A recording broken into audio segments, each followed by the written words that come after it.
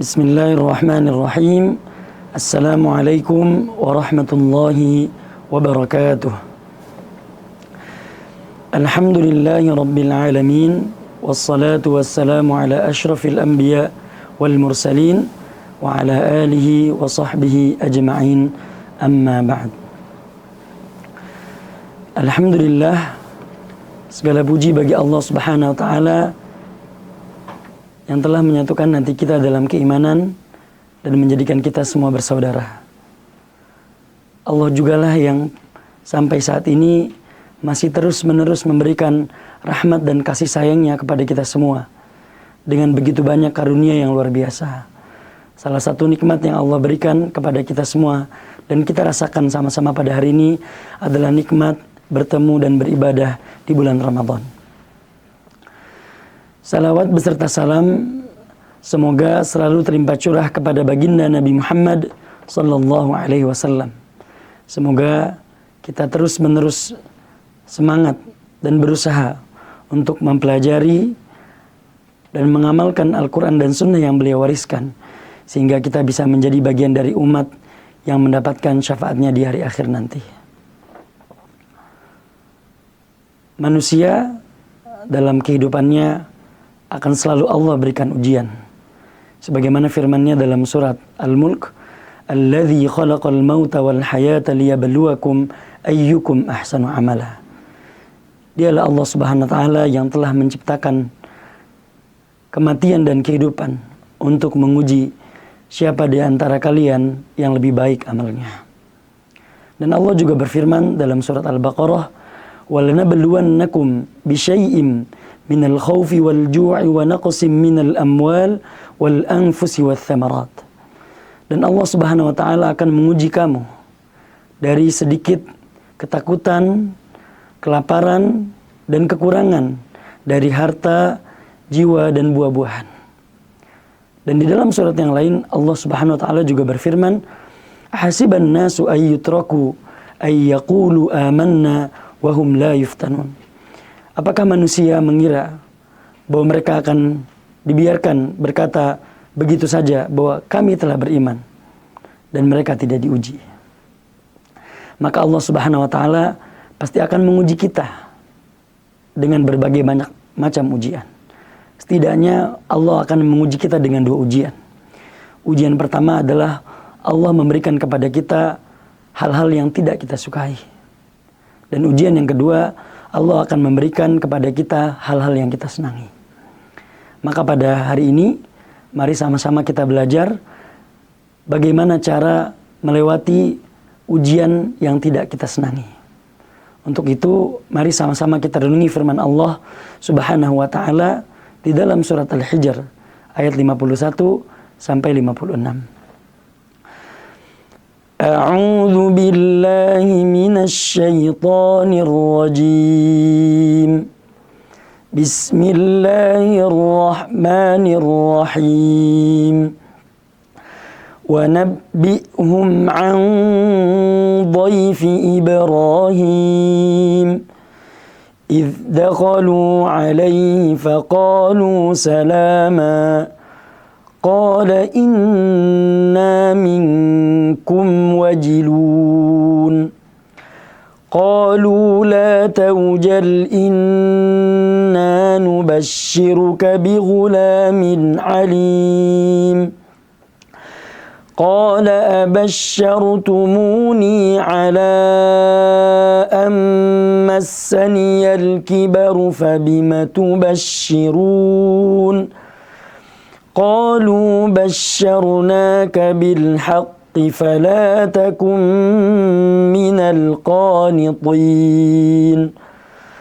قال ومن يقنط من رحمة ربه إلا الضالون.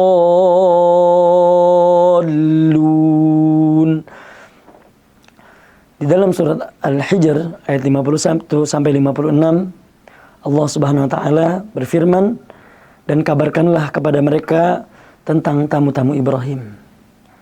Di ayat-ayat sebelumnya Allah Subhanahu wa taala mengatakan, "Nabbi ibadi anni anal ghafurur rahim." dan kabarkanlah berita penting kepada hamba-hambaku bahwa aku adalah Tuhan yang Maha Pengasih lagi Maha Penyayang. Maka di rangkaian ayat ini Allah Subhanahu wa taala mengisahkan satu kisah tentang kasih sayangnya kepada seorang hambanya, yaitu kepada Nabi Ibrahim. Tamu-tamu Ibrahim adalah malaikat-malaikat yang Allah utus untuk menyampaikan kabar gembira kepada Nabi Ibrahim dan juga kabar azab kepada kaum Nabi Lut. Ketika tamu-tamu Ibrahim datang, mereka mengatakan salama. Nabi Ibrahim menjawab qala salam, menjawab salam mereka. Dan kemudian Nabi Ibrahim menghidangkan kepada mereka hidangan yang begitu istimewa. Tetapi ketika kemudian tamu-tamu itu tidak menyentuh makanan, maka Nabi Ibrahim merasa takut. Karena sudah menjadi tradisi pada saat itu, tamu-tamu yang datang dan kemudian tidak menyentuh makanan yang dihidangkan, maka tamu-tamu tersebut memiliki niat yang buruk. Kemudian para malaikat, yaitu para utusan, berkata, qalu la taujal.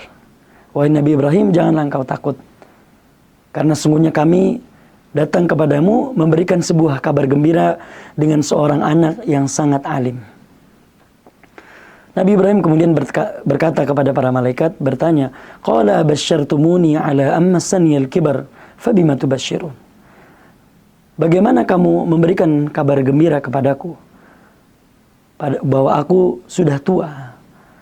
Dan bagaimana cara kamu memberikan kabar gembira kepada kami? Dalam suatu riwayat dikisahkan bahwa saat itu Nabi Ibrahim dan istrinya Siti Sarah sudah sangat tua. Mereka menikah dan mendambakan seorang anak. Tetapi kemudian dalam perjalanan pernikahan mereka bertahun-tahun lamanya, lebih dari puluhan tahun, Allah tidak mengaruniakan kepada mereka seorang anak. Dan ini adalah bentuk ujian Allah kepada Nabi Ibrahim dan Siti Sarah. Tapi Nabi Ibrahim selalu optimis dan selalu meminta kepada Allah akan hadirnya seorang anak. Maka kemudian kedatangan malaikat ini adalah bentuk Allah Subhanahu wa taala mengabulkan permintaan Nabi Ibrahim dan istrinya Siti Sarah. Kemudian para malaikat berkata, qalu basyarnaka bil haqq. Kami datang membawa kabar gembira kepadamu dengan kebenaran. Bahwa kabar gembira ini datangnya dari Allah Subhanahu wa taala. Fala takum minal qanitin, maka janganlah kamu menjadi orang-orang yang berputus asa. Nabi Ibrahim kemudian menjawab, qala wa may yaqnatu min rahmati rabbih illa adh-dhalun. Dan sesungguhnya orang-orang yang berputus asa dari rahmat Allah Subhanahu wa taala hanyalah orang-orang yang sesat. Hanya orang-orang yang sesat. Maka Allah Subhanahu wa taala melihat jerih payah Nabi Ibrahim dan Siti Sarahnya. Bagaimana mereka selalu bertawakal kepada Allah, berikhtiar dan berdoa kepada Allah tentang hadirnya seorang anak. Maka kemudian Allah Subhanahu wa taala memberikan kepada mereka seorang anak yang pada saat itu secara usia sudah tidak mungkin lagi bagi mereka berdua untuk memiliki seorang anak. Dan kita tahu hasil dari kesabaran mereka adalah mereka melahirkan seorang anak yang bernama Ishak. Siti Sarah melahirkan seorang anak bernama Ishak, dan dari Nabi Ishak kita nanti akan mengetahui bahwa Nabi Ishak memiliki keturunan Nabi Yakub, dari Nabi Yakub ada Nabi Yusuf dan nabi-nabi yang lain. Maka janganlah kita berputus asa dari rahmat Allah Subhanahu wa taala. Di setiap ujian yang membuat kita menjadi sulit, yang membuat kita merasa bahwa tidak ada jalan keluar lagi, maka pada saat itu yang harus kita lakukan adalah kita selalu percaya bahwa Allah Subhanahu wa taala akan memberikan kepada kita jalan keluar. Allah Subhanahu wa taala berfirman, la yukallifullahu nafsan illa wus'aha. Bahwa Allah tidak akan membebani seorang hamba kecuali sesuai dengan kemampuannya, kecuali dengan kesanggupannya. Di ayat yang lain kita mengetahui bahwa ketika Nabi Musa dikejar oleh Fir'aun, dan Fir'aun mengatakan, qala sanuqattilu abna'ahum wa nastahyi nisa'ahum wa inna fawqahum qahirun. Bahwa Bani Israel, anak-anak mereka akan dibunuh dan perempuan-perempuan mereka akan dibuat ketakutan. Maka saat itu Nabi Ibrahim mengatakan kepada kaumnya, qala Musa liqaumi ista'inu billahi wasbiru. Mintalah pertolongan kepada Allah dan bersabarlah. Maka cara kita keluar dari ujian yang Allah berikan kepada kita ketika Allah memberikan kepada kita hal-hal yang tidak kita senangi adalah dengan meminta pertolongan kepada Allah Subhanahu wa taala dan juga mengokohkan diri kita dengan kesabaran. Sebagaimana juga firman Allah, wasta'inu bis-sabri was-salah. Imam Ghazali menjelaskan bahwa kita harus meminta pertolongan Allah dengan cara mengokohkan diri kita dengan kesabaran. Bagaimana kemudian kita membuat diri kita sabar, kita membuat hati kita lapang, dan kita membuat hati kita menerima apa yang sudah Allah berikan kepada kita. Dan kemudian ketika kita sudah menerima itu, kita terus menjalani kehidupan kita. Maka cara kita mendapatkan kasih sayang Allah, mendapatkan pertolongan Allah dari setiap ujian-ujian yang Allah berikan kepada kita, yang pertama adalah kita selalu berikhtiar. Kita selalu terus meneruskan usaha kita berulang-ulang. 1 hari, 2 hari, sampai kemudian di waktu yang terbaik Allah akan mengabulkan apa yang sudah kita usahakan. Kemudian yang kedua, cara kita keluar dari setiap masalah yang Allah berikan kepada kita adalah kita melaksanakan sholat. Meminta kepada Allah, curhat kepada Allah atas segala masalah-masalah yang kita alami. Dan kemudian yang terakhir, cara kita mendapatkan rahmat Allah adalah dengan bertawakal. Nabi Ya'qub alaihissalam, Allah uji dengan pertikaian saudara-saudaranya, anak-anaknya, anak-anak Nabi Ya'qub itu memusuhi satu anak, yaitu Nabi Yusuf. Dan kemudian anak-anaknya membuang Nabi Yusuf ke sumur. Nabi Ya'qub kemudian merasa sangat sedih. Bahkan ketika dicerita kemudian bahwa ketika mereka dipercayakan lagi, saudara-saudara Yusuf dipercayakan lagi untuk membawa saudaranya Bunyamin untuk pergi ke Mesir, dan kemudian mereka tidak bisa membawa Bunyamin kembali, maka Nabi Ya'qub merasa sangat sedih. Wa tawalla anhum wa qala ya asafa ala Yusuf wa biyaddat 'ainahu min al-huzni fa huwa kadhib. Bahkan dalam kesedihannya itu Nabi Ya'qub menangis sampai kemudian kedua matanya menjadi putih. Ketika kita mendapatkan ujian dari Allah, tidak masalah ketika kita merasa sedih. Ketika kita membiarkan diri kita larut dalam kesedihan. Dan Nabi Ya'qub juga merasa fahuwa kadhim, dan dia juga menahan amarahnya, kecewa. Tapi jangan sampai kemudian kesedihan dan kecewaan itu membuat kita lari dari Allah Subhanahu wa taala. Maka kita boleh bersedih, kita boleh kecewa, tapi kemudian kita harus meniru Nabi Ya'qub, di mana kemudian di dalam kesedihan dan kecewaannya Nabi Ya'qub kemudian qala innama ashku bathi wa huzni ila Allah.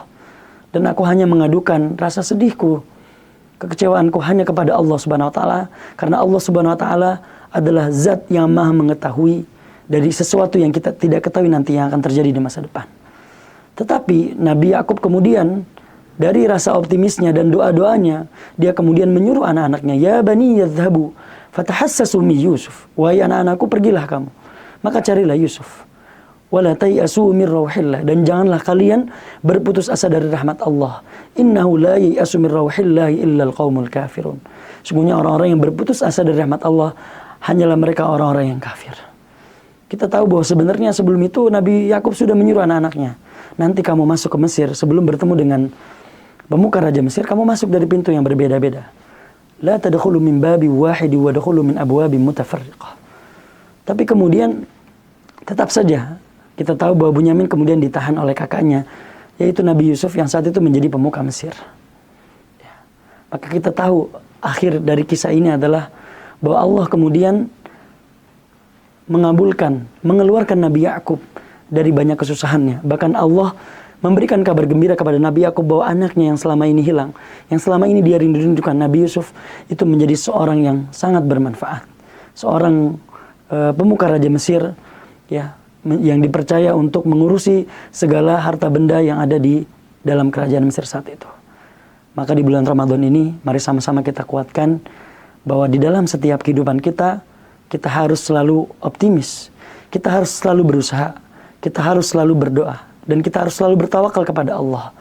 Bahwa selama kita melakukan 3 hal tersebut, maka waktu akan menjawab, kita akan selalu bisa keluar dari masalah-masalah yang Allah ujikan kepada kita dari hal-hal yang tidak kita senangi.